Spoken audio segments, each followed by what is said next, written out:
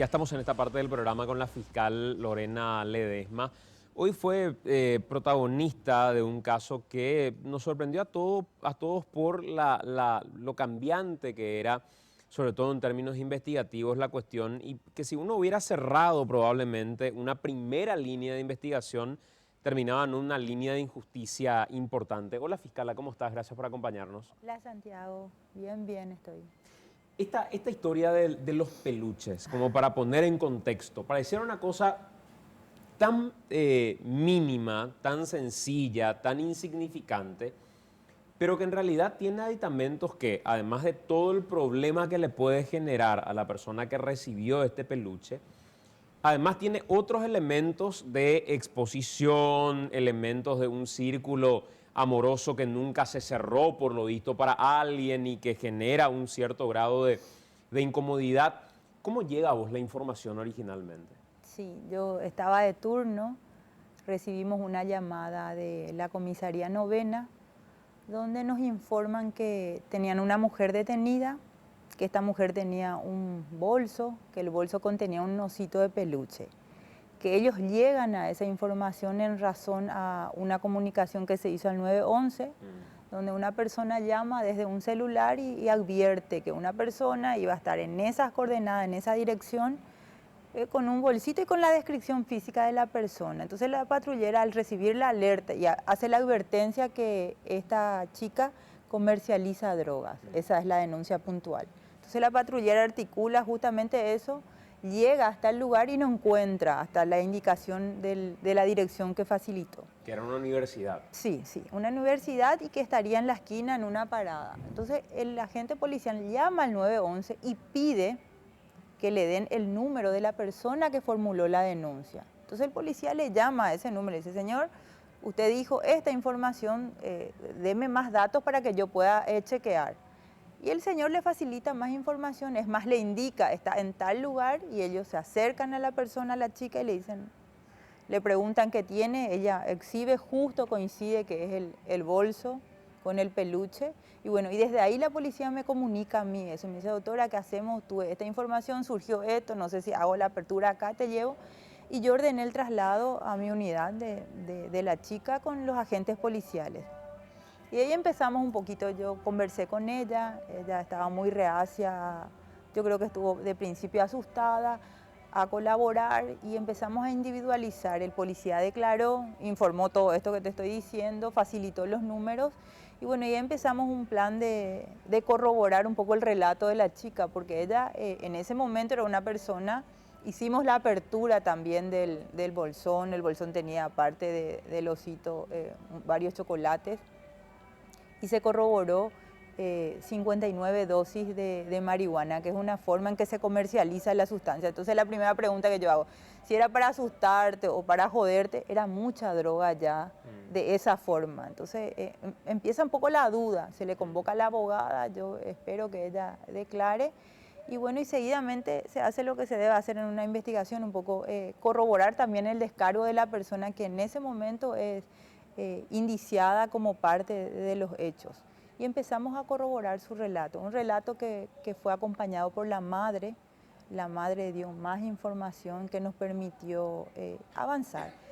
Desde ahí la cantidad de drogas, la forma en que estaba, hizo que yo tome una decisión en ese momento de ordenar la detención de ella por otros factores más, y iniciamos la investigación en sí, que era un poco identificar a los titulares del teléfono.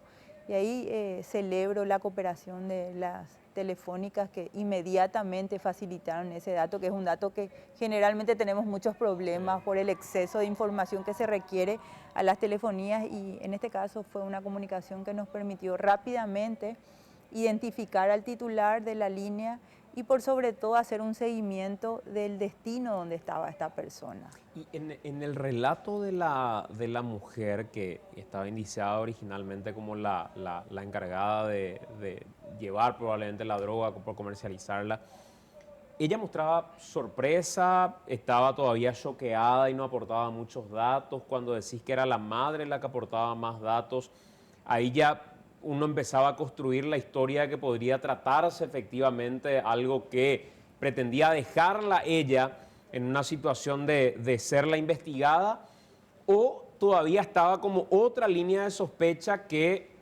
ella tenga algún nexo en el negocio con esta persona que envió la droga. Todas esas opciones estaban, todas esas posibilidades existen, justamente por eso.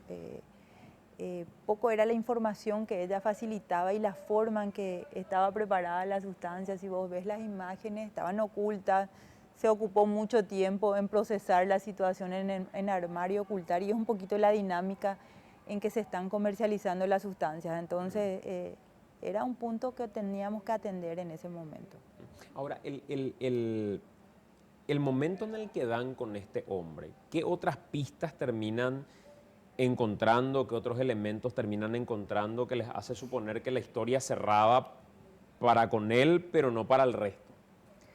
Primero, que la identificación precisa de que los números y las llamadas provenían del lugar.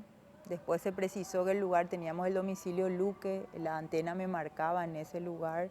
Es decir, coincidía también que tenía información de las cámaras del circuito de la zona que indicaban que un vehículo que aparentemente era propiedad de él estuvo en el lugar. Sí, hubo varios indicadores que nos marcó la línea a seguir y un poco a hoy definir la detención de él en el allanamiento. Sí, la detención de hoy recién se hace. Sí, escuché que muchos se preguntan por qué tardó tanto el Ministerio Público, porque no teníamos la precisión dónde estaba. Se inició una vigilancia que hizo la SENAT inmediatamente después de esto, de las 16 horas del lunes. La SENAT toma ya participación e iniciamos un seguimiento, una investigación, determinar dónde estaba él, ubicar la casa. Son datos que se hace solamente a través de investigaciones, ¿verdad? Porque ella tampoco pudo facilitar el domicilio, cuestiones así. Entonces había que indicar, buscar el lugar, montar una vigilancia a ver si estaba para que podamos ingresar. Y después precisar si estaba en la casa, y una vez que tuvimos esa información ingresamos hoy a las 5 de la mañana. ¿Y en la casa qué encontraron? En la casa encontramos los teléfonos que estábamos buscando solamente, y específicamente yo me fui para esa diligencia. ¿Y no encontraron más droga? ¿No había...? No encontramos más drogas, no encontramos. ¿Y él qué dijo en el momento de su detención? Nada, hasta hoy él se abstuvo en declarar, no conversó, no habló. ¿Este es uno de los casos más curiosos que te tocó o conoces, o sea, tuviste otros casos en los que decís, no, la verdad que este fue un caso curioso? O sea, que es un caso que a mí me sorprende porque de lo lesivo que es la conducta, porque si nosotros no avanzábamos en la investigación y yo me quedaba con la flagrancia de esta joven, de la forma en que estaba la droga, o si no le daba la credibilidad que un relato de una persona que en ese momento tiene una sospecha fuerte de que ella está comercializando, que recibimos esa información, que se corrobora esa información con la flagrancia misma, hubiese sido distinto. Sí me preocupa en este caso la seguridad de ella, porque acá es decir, más allá de la privación de libertad que hubiese generado esto si no se indagaba o si no llegábamos a tener todos los medios técnicos que tuvimos para determinar esto, ella es una persona que hoy podría estar privada de su libertad hasta tanto se aclare. Eso por un lado. Y otro por lo dolosa de la conducta, porque me parece que uno de los maltratos de violencia contra una mujer, esta es de los más graves que conozco, porque estamos hablando de un maltrato psicológico, de una amenaza. Es decir, hoy se acercan nuevamente y recuerdan que llegó otro osito, que llegó el 7, que ella recibió, que tampoco le dio importancia y que guardó. Si estimo yo, si ella sabía el contenido, rápidamente se iba a deshacer del contenido, ¿verdad? Es más, de las investigaciones surgió que ella mucho trató de indagar de cuál era la fuente, de dónde venía el segundo, y el segundo tenía una cantidad de drogas también. Se incautó 144 gramos, que son 44 dosis, y bueno, yo creo que si esa información nos alertaba por otros medios y allanábamos la casa y encontrábamos, hubiese sido otra la historia, ¿verdad? Absolutamente. Sí. Y cuando existe esa complejidad en el caso, doctora, y finalmente hay tantos elementos de los que uno podría tomarse, la violencia contra una mujer, el hostigarla de forma permanente, sometiéndola todavía a cuestiones que cuando ya no existe una relación ella tiene que soportar, no denuncia, no. ¿Cómo se toma? ¿Cuál es la arista a la que uno se toma o que le corresponde al Ministerio Público tomar como para cerrar todo el círculo sin dejar de observar ninguno de los factores? Y yo creería que lo más urgente hoy es que ella sea asistida psicológicamente en la Dirección de Víctimas del Ministerio Público, que es una diligencia que ya pedimos. Esa es la diligencia que yo puedo hacer desde este lugar. Y hablé con la familia, conversé con la familia de que ella sea apoyada, que este es un momento que ella necesita una contención emocional. Por suerte tiene una mamá que la acompañó desde el inicio. Entonces es la familia y la contención y un poco una asistencia psicológica. De ahí la necesidad que tenemos de tener personas, más psicólogos, más psiquiatras que puedan asistir, que puedan cooperar y que podamos también darle una respuesta a ella sobre esta situación. Porque mira que ella es una chica, hoy la facultad nuevamente le cursa como una invitación diciéndole te esperamos, dice que es una alumna muy aplicada, está en el 4º año de una carrera muy compleja que es la mamá la que paga la facultad y la facultad hoy nuevamente le dice te esperamos, seguí esto. Entonces hay un poco una suerte de acompañamiento también, de por suerte en este caso de la familia que tiene ya una mamá muy presente, ¿verdad? Doctora, ¿y la investigación hoy a quiénes tiene en línea de imputación? O sea, ¿quiénes son las personas imputadas hoy en el marco de la investigación? Esta investigación tiene como 48 horas, si no es menos. Está imputado ya él. Esta tarde presenté la imputación, cayó en el Juzgado Penal de Garantías número 1. Así que en este momento tengo una persona, pero claramente esto, es decir, no se procesó solo, esto evidentemente alguien contribuyó, alguien proveyó la droga. Hay una cadena que seguir y que una vez que tengamos, creo yo, el contenido del extracto de teléfono, vamos a tener por lo menos una línea que seguir para seguir avanzando. Pero ¿verdad? ella no está imputada hoy. No, ella ya está en libertad. Inmediatamente yo corroboré todas las circunstancias, dispuse la libertad. Sí. Pero esto es lo que tiene que ver con un caso curioso, que de alguna manera, y ustedes podrán observar en las imágenes, nadie podría originalmente quizá, por eso me parece llamativo y por eso hemos convocado hoy a la fiscal Lorena Ledesma, de buenas a primeras uno podría tentarse en cerrar el caso ya directamente teniendo a quien en la línea de sospecha era la persona que comercializaba la droga. Pero probablemente algo en ese momento, en la entrevista, en el momento en que escuchaba, en el momento en el que indagaba sobre la cuestión, algo advirtió sobre otros elementos que podían investigarse como para poder cerrar la historia. A veces da como miedo cuando el Ministerio Público tiene la responsabilidad de resolver ciertos casos y decide resolverlos con los primeros elementos que tenga. Y ya va una imputación y esos son los elementos de sospecha y ya a partir de ahí uno va para adelante y que pase lo que pase. Sin embargo, creo que el desafío que deja, no solo para el Ministerio Público, sino para aquellos que hoy están estudiando Derecho, que se dedican a algo que de algún coletazo al menos guarde relación con el derecho, ¿por qué no?, con el propio periodismo, el desafío de ir un poco más allá en la historia respecto a qué es lo que puede estar pasando realmente y qué es lo que puede haber detrás de todo eso. El Ministerio Público tiene un tiempo para investigar las cosas y hay gente que a veces cree tener la historia cerrada cuando la norma le da la posibilidad de extenderse en un tiempo prudencial como para poder tener toda la información.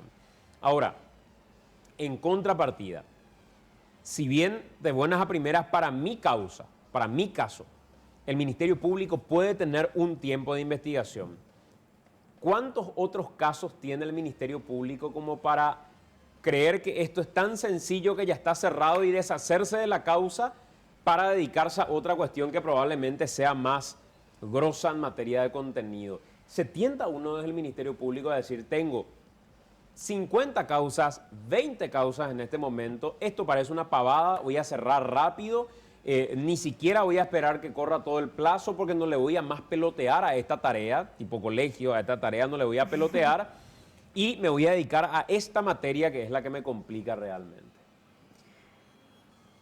Si yo no puedo, no funciona así.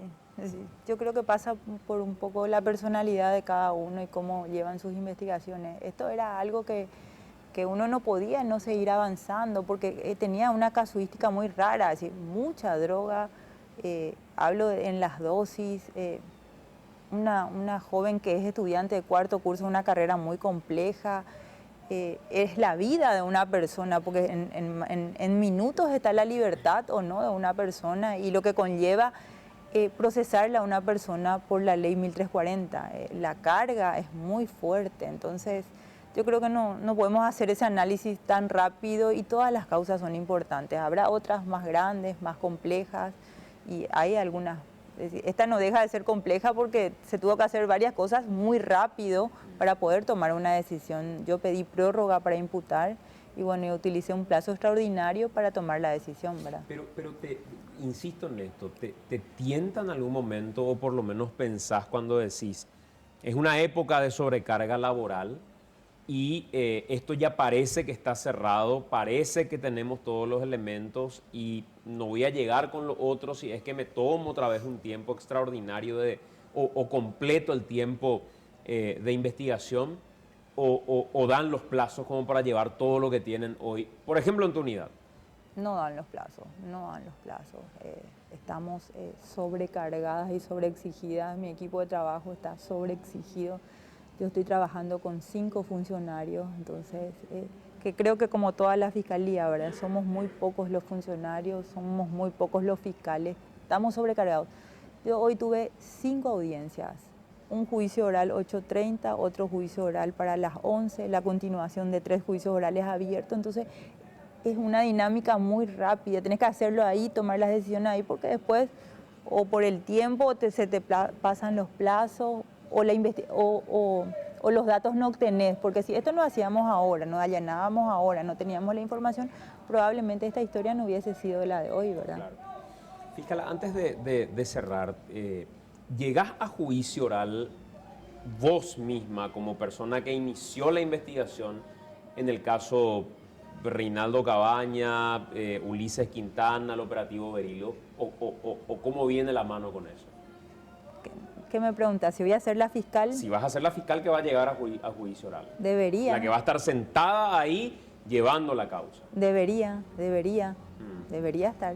Pero no hay en puerta ninguna recusación, ninguna situación que lleve a apartarte de la causa, como suele ocurrir a veces con determinadas estrategias que buscan sacar al fiscal que inició una investigación y poner a otro eventualmente, como lo hicieron con la acusación originalmente. Sí, es decir, yo ya fui recusada varias veces en esta causa, fui denunciada, es decir, hoy leí otra vez una advertencia de que mañana formulan nuevamente una denuncia en el jurado por el tema del plazo para la presentación de las evidencias y documentos. La jueza ya fue denunciada en el jurado justamente por esta cuestión y todos los días estamos entregando evidencias, documentos, y la Fiscalía y el juzgado estamos trabajando, remitiendo. Solamente que es una causa que tuvo 40 allanamientos, evidentemente tiene, no sé, 6.000 documentos que el juzgado tiene que recibir, entonces no es fácil y los plazos no dan, es decir, los tiempos previstos en el código, entonces por eso pedimos un plazo extraordinario para hacer esa remisión y en eso estamos trabajando. Y en esta investigación y cómo la llevaron básicamente, respecto a los plazos que hoy cuestiona la defensa de Reinaldo Cucho Cabaña y dice, no se han presentado todos los elementos que debían presentar con la acusación en el plazo que debían hacerlo y es improrrogable ese plazo. Vos me explicabas hoy en radio que lo hicieron por parte, pero dentro de los plazos permitidos. Pasa que se presenta la acusación y se le recusa a la jueza. Así, ahí pasa otra vez un tiempo considerable desde la formulación del escrito conclusivo. Una vez que se la confirma, ella empieza a fijar todas las audiencias que estaban suspendidas. Hoy estamos contestando por lo menos 3 traslados diarios en la causa porque son cuestiones que quedaron pendientes y de la misma manera simultáneamente el juzgado está recibiendo las evidencias. Ahora, o me decís son plazos improrrogables, pero yo creo que estos plazos fueron, justamente por eso pedimos nosotros una consideración especial al juzgado para que haga una extensión del plazo por la complejidad de la causa. Estos plazos fueron diseñados y yo creo que esto necesariamente va a llevar a modificar y a extender, porque fueron diseñados, creo yo, para 2 o 3 imputados, donde la remisión de esas evidencias sean inmediatas o sea más fácil. Aparte que estamos tropezando con un problema que todos lo estamos haciendo nuevamente escriturado. Si tenés que tener tal evidencia y escriturar y hacer, entonces la recepción de esa prueba hace que el juzgado tenga que corroborar si efectivamente es copia, fotocopia. Si volvemos a escriturar tantas diligencias que no forma parte de lo que inicialmente fue el proceso acusatorio. Hoy todo tenemos que documentar en papel para lo que va a ser el juicio. En realidad lo que yo tengo que tener, tengo esta sospecha y puedo sostener con estos medios probatorios. Pero lo estamos haciendo tan lleno de papeles que la causa de Reinaldo Cabañas hoy tiene 15.000 presentaciones. Es decir, uno no puede acceder a la web ni a los traslados por el exceso de presentaciones que tiene. Ni siquiera el sistema, la web está preparado para soportar este tipo de cargas. Por último, pregunto esto. ¿Vos tenías un plazo ordinario, en el plazo ordinario de investigación para llegar a la acusación, digo, te diste cuenta que no era suficiente por el caudal de información que había que procesar? Tal cual. Pediste un plazo extraordinario y presentaste finalmente ese requerimiento conclusivo. Hoy, después de todo ese plazo que corrió, ¿vos creés que cerraste la investigación como te hubiera gustado cerrar, con toda la información que te hubiera gustado procesar para llegar al juicio oral, o capaz, como aquel que va terminando el trabajo práctico y es perfeccionista, dice, incluso si hubiera tenido 2 días más para presentar, hubiera encontrado quizá mayores elementos?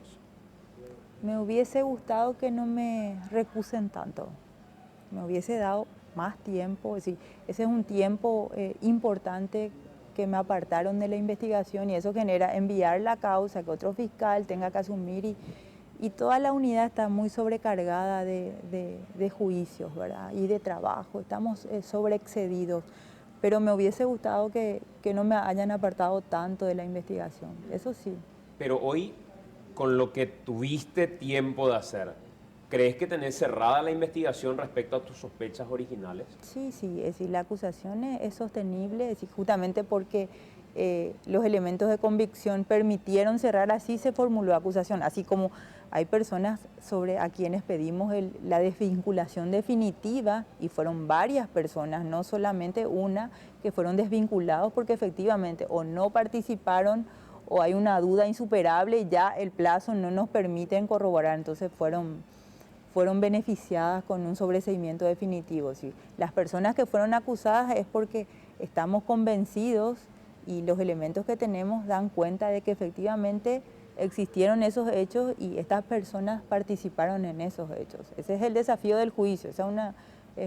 Solamente en juicio vamos a poder determinar la responsabilidad de cada uno, pero hoy la acusación sostiene eso. Doctora, un gusto. Gracias por acompañarnos. Igual. La abogada Lorena Ledesma conversando con nosotros, en este caso la fiscal del primer caso que hablábamos respecto al tema de los peluches y fiscal también del operativo Berilo.